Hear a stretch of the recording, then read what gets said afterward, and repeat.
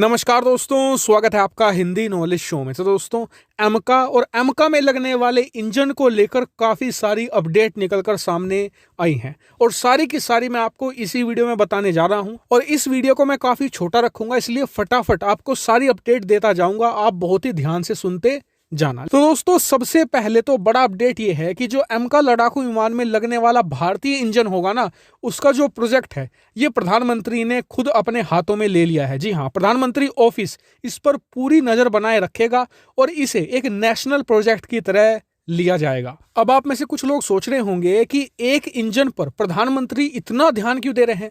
तो इसका एक कारण है।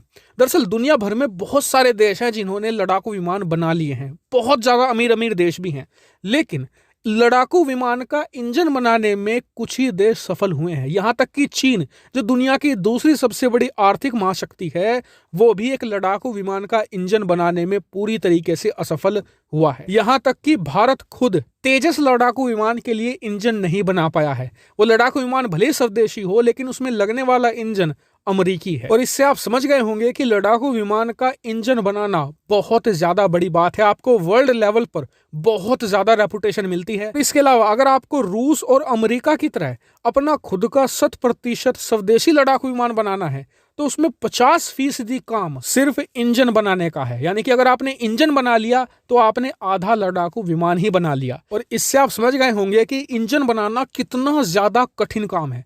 अब आप कहेंगे कि ये कठिन काम हम करेंगे कैसे, तो इसको लेकर भी अपडेट है। दरअसल जो भारत की गैस टरबाइन एस्टेब्लिशमेंट है, ये अब एक डील कंक्लूड करने जा रही है और बहुत ही जल्द आने वाले कुछ महीनों में जो यूके की कंपनी है रोल्स रॉयस, इसके साथ एक डील करी जाएगी, जिसके तहत दोनों मिलकर रोल्स रॉयस और भारत की गैस टरबाइन एस्टेब्लिशमेंट ये एक इंजन पर काम करना शुरू कर देंगी। और इस इंजन की पावर होगी 110 किलो न्यूटन।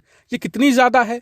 जो अमेरिका का ताकतवर इंजन है F414, उससे 20 किलो न्यूटन ज्यादा, वो लगभग 90 किलो न्यूटन का होता है। हालांकि आप सोचेंगे कि हमने रूस का सहारा क्यों नहीं लिया या फिर दूसरे किसी और देश का, तो इसका कारण है, आप गूगल पर सर्च कीजिएगा रोल्स रॉयस, आपको खुद पता चल जाएगा।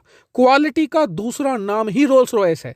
इसकी कारें भी आती हैं रोल्स रॉयस की, जिसकी शुरुआत ही लगभग 6 से लेकर 8 करोड़ से शुरू होती है। इससे आप समझ गए होंगे कि यह कंपनी क्वालिटी पर कितना ज्यादा फोकस करती है। वरना भारत के पास ऑप्शन दूसरे भी थे। फ्रांस की कंपनी थी सैफ्रॉन, अमेरिका की कंपनी थी जनरल इलेक्ट्रिक्स, इसके अलावा रशियन कंपनी भी थी। लेकिन हमने यूके की कंपनी रोल्स रॉयस को इसलिए चुना है कि भले ही इंजन बनाने में साल 6 महीने की देरी हो जाए, पैसा 1 अरब की जगह $2 अरब लग जाए, उसमें दिक्कत नहीं है, लेकिन कहीं पर भी क्वालिटी पर कॉम्प्रोमाइज नहीं होना चाहिए। और हमारा जो इंजन होगा, इसकी क्वालिटी का अंदाजा इस बात से लगाइए कि जब ये एमका में लगेगा ना, तो बिना आफ्टर बर्नर यूज किए हुए ये सुपर क्रूज करा देगा एमका को। इससे आप समझ सकते हैं कि कितना पावरफुल और क्वालिटी में कितना टॉप नॉच इंजन ये होगा। इतना ही नहीं, एक और बड़ी खबर ये है जो इसकी टाइमिंग को लेकर है। दरअसल मान लीजिए कि मार्च 2022 में हमने रोल्स रॉयस के साथ इसका एग्रीमेंट साइन कर दिया। उसके बाद मार्च 2025 तक, यानी कि 3 साल के अंदर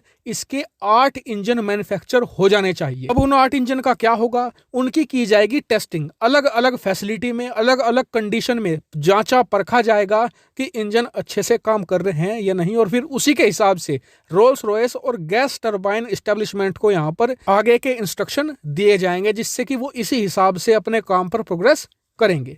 तो फिलहाल ये अपडेट था। जैसे ही कुछ नई चीजें निकलकर सामने आएगी एमका और उसके इंजन को लेकर, मैं तुरंत आपको वीडियो बनाकर सूचित कर दूंगा। आप लोग चैनल को सब्सक्राइब कर लेना। फिलहाल वीडियो में इतना ही। Thank you very much for watching video.